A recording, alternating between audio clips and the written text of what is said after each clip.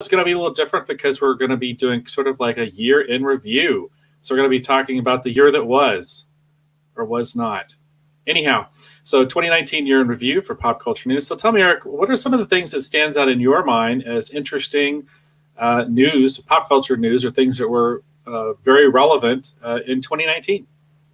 Well, there's been a lot of Star Wars news, obviously, and our last show we actually focused on the Rise of Skywalker. So there's been a lot of Star Wars news, and the thing that kind of sticks out to me is, of course, Rise of Skywalker was promoted as the end of the Skywalker saga. It's supposed to basically be a 9-episode epic. That's the way it was presented, anyway. Right. And regardless of what you think of it, that's the way it was marketed. And so clearly Disney intends to take us into a new era with Star Wars, because now they're basically going to push a lot of the legacy stuff aside. So we're already seeing that a little bit with The Mandalorian, although the Mandalorian is full of nostalgia. It's full of callbacks. We're going to be reviewing the last episode of The Mandalorian, so we're not going to get into that too much. But we are kind of turning a corner, right, with Star Wars. So for me, I think that's going to be my big story of 2019, is this new direction. And I think we have an indication of where that's going to go with that news we talked about in one of our previous episodes about Kevin Feige coming on board to do at least one Star Wars film. Right. I've kind of said this is my speculation. I don't have any inside knowledge or anything like that. But I do believe Kathleen Kennedy is essentially a figurehead, and Kevin Feige is going to be kind of moved into the position that he has with the Marvel Studios, where he's going to be at Lucasfilm, and he's going to be the one responsible for keeping this Star Wars all together for the new continuity going forward. Because I think everybody can admit the current continuity in Star Wars, even the Disney War stuff, is a mess, okay? And I think that's completely Kathleen Kennedy's fault, because the buck stops with her, supposedly. That's why I say I think she's kind of a figurehead. We've talked about, I don't think we talked on the show, but we talked off the air when she made that comment about, there's no source material, the infamous no source material comment she made. Right. You're kind of sitting there like, does this lady even work for Lucasfilm? Right. Seriously. I mean, yeah. We have, I think you've met Mike Stackpole, right? He's sort of a local celebrity here. You've met him at some conventions and things, haven't you? Yeah. And I've read a lot of his novels that he's written. The Rogue Squadron series. Exactly. Yeah, which is really great. I mean, it's a complete slap in the face to him. It's a complete slap in the face to Timothy Zahn. You know what I mean? Right. I mean, right. It's like, who are you? You know what I mean? So I'm kind of merging my big news of 2019, like the big story to me, which I do think is the Kevin Feige news, with also my kind of prediction for 2020, which is I think Kevin Feige is going to be taking over. He is going to be assuming the same role he does for Marvel Studios, where he's going to be overseeing all of Star Wars. Kathleen Kennedy is going to be slowly pushed out, kind of pushed away. I think she may not ever be like officially fired, at least not in this next year. But I think she's going to be even more of just a figurehead. She's just going to be kind of there for optics. And I think Kevin Feige is going to be running the show. So I think that's the big news, I think, of 2019 for me, is the new direction of Star Wars. We'll see if they can salvage this. There's a lot of fans that are upset. There are a lot of fans that were cool with everything, too. I've seen a lot of people that, were fine with the Rise of Skywalker. I'm not one of them, but I've seen people that are. So, but regardless, Disney has said, this is the last Skywalker saga.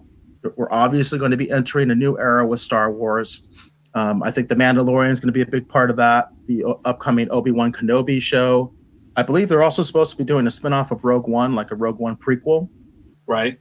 That's another. So I think ultimately Kevin Feige is going to be in charge of all that. I really think that's the direction they're going to go in, because again, I think Kathleen Kennedy has made it an absolute mess because she doesn't know what she's doing.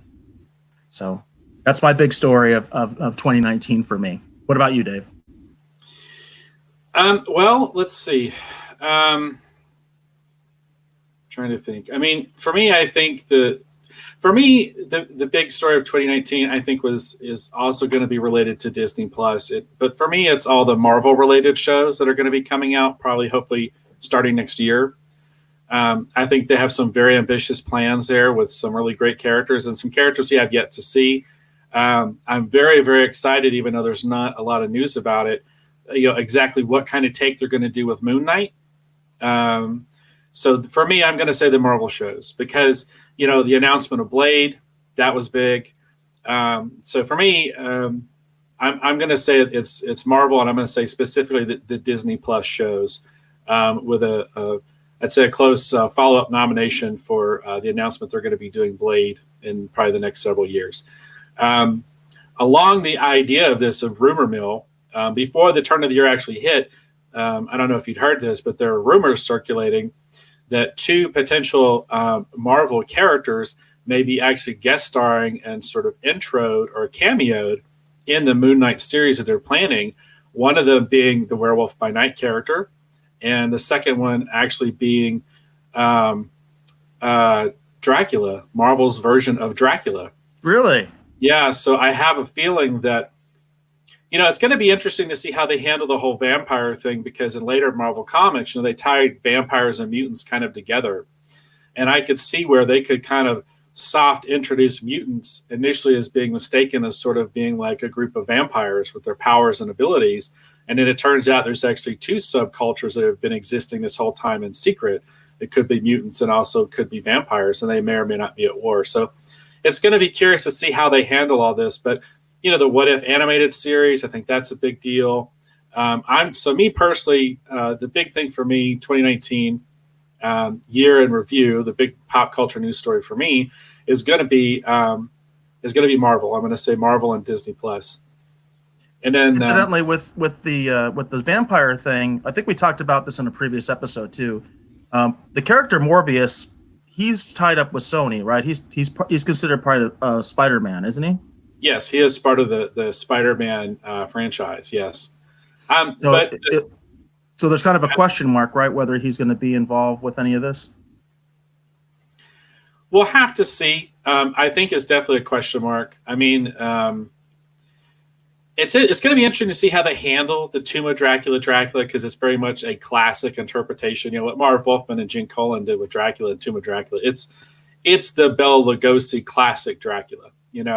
A little bit more hard edged, a little bit more bloodthirsty, but it's still the classic Dracula. Maybe where Christopher Lee's a better way to put it, but like a Hammer horror film Dracula. Yeah. But it's a classic Dracula wearing a cape, having been from Transylvania. And the last time they tried to approach Dracula, which they did in Blade Trinity, they kind of backed away from a lot of that, and they tried to modernize him, and I felt like that they kind of lost something. I like Blade Trinity for what it is, but I feel like their interpretation of Dracula, left a little bit to be desired. So it'll be curious to see how they handle it, but I feel pretty confident that Morbius will not be playing much of a role in these, just because with the whole, since technically it's a Spider-Man property and a Spider-Man franchise, unless they work out another deal, which I can't imagine them working out a deal to use Morbius. We'll have to see. Morbius honestly might be more of a figure in the movies, I think, than the Disney Plus shows. There might be some sort of backdoor way that he, has a role to play in those. In all honesty, with all these new elements they're introducing between the Disney Plus shows and then what they're doing with the new films coming up, I think Kevin Feige, when he made those announcements again towards the end of this year about at the D23 conference about how it's going to be a very different Marvel moving forward. When you look at things like Shang-Chi, you look at things like Eternals. The obvious announcements for the Disney Plus shows like Loki and Falcon and Winter Soldier, such on and so forth, but then the surprises, things like She-Hulk and Miss Marvel, and especially Moon Knight. I think they do have some very interesting plans for what they're going to do with Marvel moving forward. That's going to be very different from what we've seen so far. So I think that's really exciting and interesting. I think they're going to find a way to keep it, kind of reinvent it, but keep it similar to what we know. So that's going to be my big pop culture news item is for the 2019 year in review is going to be what Marvel's got going on, specifically with the Disney Plus shows, but also I think what they're doing with the films. Looking onto this year, in 2020, what movies are coming out? I know Black Widow is supposed to be coming out, right? Are there any more Marvel movies that you're aware of that are supposed to be coming out this year? I think there's going to be something else, but I can't remember what it is. They've been pushing Black Widow pretty heavy, so I know that they just pushed up for, again, talking about Disney Plus. They just actually pushed up the release for WandaVision. That's actually going to be hitting this year, as opposed to previously. I think it was going to be 2021. So WandaVision has actually been moved up in the schedule. Really? Yeah, and that's interesting because I know WandaVision is going to be tying into Doctor Strange somehow. So I don't know. That's what I'm saying. It's going to be curious to see. And I apologize to those watching or listening if they're screaming at the screen that right now. They know the other Marvel film that may or may not be hitting this year. I apologize. I don't remember what it is off the top of my head. I think the first show coming out is the Falcon and Winter Soldier, right? I think so. I know that's the one that's been in show. active production. That's the one that's been in active production. So it should theoretically be hitting first. And it makes sense because that may or may not have elements that loosely or indirectly loosely tie into whatever's happening with Black Widow. You know, espionage, you know, more paramilitary, you know, kind of stuff.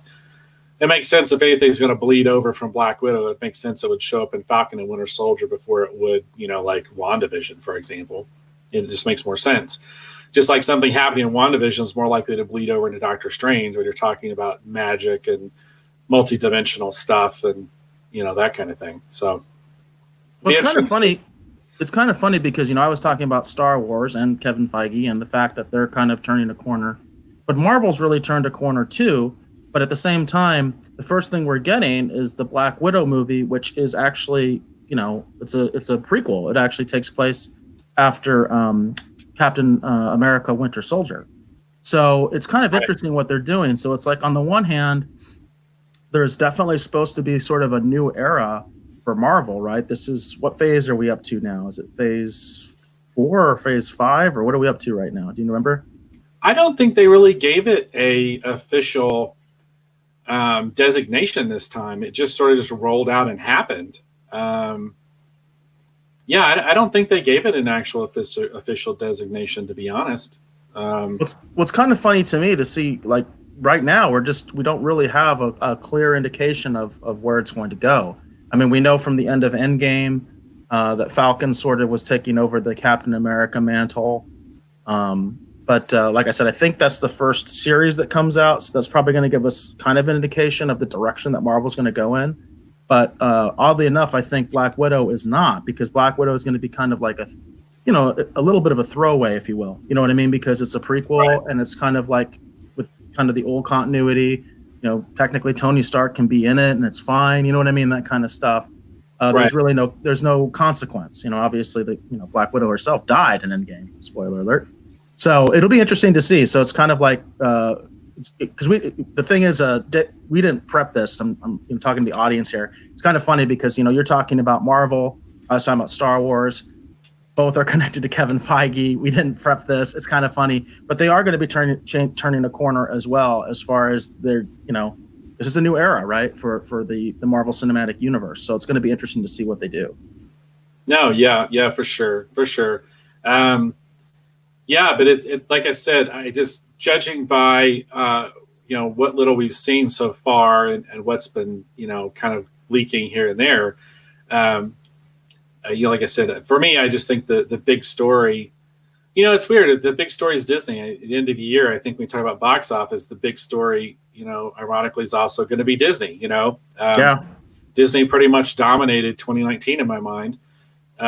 We start talking about some other stuff, it's going to come back up again, because I think that they just had the best rollout and they've had some really good product. They've had some also not so great product, but for the most part, I've been very impressed with what they've been doing, you know. But they have the resources and the creative people in place. You should be impressed with what they're doing, you know. Yeah.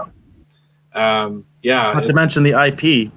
That's true. A massive amount of IP they have. So someone was saying the other day, it's like, doesn't Disney own everything? And I was like, well, almost. Almost. I do have a couple. Oh, go ahead. Go ahead. Finish your thought there. I just have two more quick honorable mentions here for the year in review. And I want to apologize if I'm a little off on my math here. I'm going to pull this over here to the screen. This is going to be my nomination for my personal favorite comic of the year. And I have this horrifying feeling it actually came out last year. But anyhow, Action Comics 1000, I was very impressed with this particular issue. and I'm still kind of reflecting on how much I enjoyed it. So this is going to be my nomination and pick for Comic of the Year. And if it came out last year, feel free to excoriate me in the comments. And then my favorite collectible for the year, which I did get for Christmas, I'm going to bring this over too. This is my favorite collectible for the year. Wow. 2019. I told myself I wasn't going to collect these Funko Pop things. I just wasn't going to do it. It's like, I'm not going to do it. I'm not going to do it. And they had a Val Kilmer Batman Forever one. And I was like, well, I got to get that one because I'm a big Batman Forever fan. And then I was like, well, I got to get the Michael Keaton one to go with it.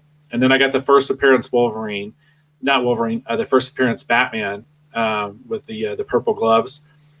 And then I just bought a few others here and there. And then Marvel started announcing these, I think it's 80th anniversary special first appearance versions of these little Funko Pops. The first two I saw was actually Namor and the Human Torch, which I got Namor too because I'm a big Namor the Submariner fan. But then when I saw this Wolverine one, I just had to have it. Hulk 181 is a book I used to own, and basically I sort of kind of got swindled out of it in a bad trade years ago. And it's kind of my holy grail book. It's the thing I'm trying to get back, is Hulk 181. But this little collectible here, I just thought it was really neat. They actually did the 181 look with the cat mask and the kind of rounded claws and everything. So I thought it was really fun. So this is going to be my favorite collectible for 2019. I think we lost the feed for a second there, Dave. Dave, I think we lost the feed for a second. Oh, okay. At the end there, when you were talking about the Hulk issue. Oh, okay. So yeah, but so just real quick, like I said, Hulk 181, that's kind of my holy grail book. I used to have it years ago. Kind of got swindled out of it in a bad trade. It's my holy grail book. It's the book that sucks. Yeah, it's the book I kind of want to get back at some point, but because the cost is so high, I've just kind of been reluctant and reticent to do it. But it's someday I'm going to have this book again in my collection. But in the meantime, when I saw this collectible here, I just thought this was really, really neat. And I was like, wow, that's really cool. And it's one of my favorite versions of the character. So, but I did get this for Christmas. This is my personal favorite collectible for 2019. It's going to be this little pop Wolverine guy. And it's funny because I got 6 of them now. That's not right. Of the Funkos? Yeah. I got 6 of them now. And they actually released the X-Men too, like the original X-Men first appearance versions, like the blue and the gold costumes.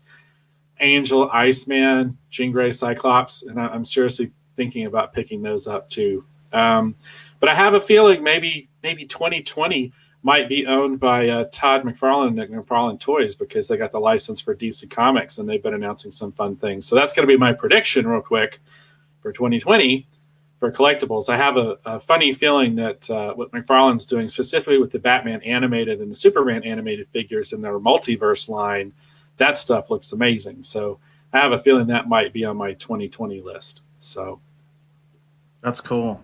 That's very cool. Yeah, it's funny you talk about Funkos because I was just out the other day with my kids at Best Buy actually, and we were looking at the Mandalorian Funkos. They have one for the Mandalorian, Quill. They didn't have it there, but we looked at the back. They have one for IG-11, and then they also have one for Cara Dune. We were all a little disappointed. Like, where's Baby Yoda? And it's funny. I've seen a lot of people that don't like Baby Yoda. They criticize him because they think he's a marketing ploy. And I'm like, if he's a marketing ploy, where the hell is the marketing? Like, where's the stuff? You know what I mean? I want a Baby Yoda. I literally want a Baby Yoda toy to display. You know what I mean? Because I want that. That's my favorite character. We've talked about that. I want the Baby Yoda show. You know what I mean? So it's funny to me, and people make that argument, and I'm like, how can you make that argument when they didn't come out with anything for Christmas? I mean, and there are Mandalorian toys. In fact, we also saw at Best Buy, of all places, we saw the AT-AT, the AT-AT from Sanctuary. I'm talking about the AT-AT from Sanctuary. Yep. One that the Raiders have. They have a toy for that, and it looks really cool. It's the standard Star Wars 3.5-inch scale figure type thing. Right. It's really cool. And it says the Mandalorian on it. And it's got sort of the retro boxing to it, So it looks like a 80s boxing. It was really cool looking. I couldn't find out how much it was because it wasn't labeled. I'm sure it's kind of pricey, but so there are Mandalorian toys. There's Mandalorian stuff out there, but there's no Baby Yoda. Well, as I keep telling you, if you see what I pulled up on the screen here, but Yeah. Baby Yoda is on his way. This is the Funko Pop version because I've been contemplating pre-ordering this along with the Mandalorian. I don't know if I want to go like I need a Cara Dune and an IG-11 and you know what I mean. Like I don't know if I'm going to go that far into it, but I'm definitely wanting to get probably. Well, I want IG-11. We'll get into that in our Mandalorian review. I want IG-11. All right. Okay. I want IG-11. So. And he's pretty cute as a Funko. So, yeah. but I'm the same way. I'm not big on Funkos, but I do have something. I had it in a previous episode. Let me just grab it from the back.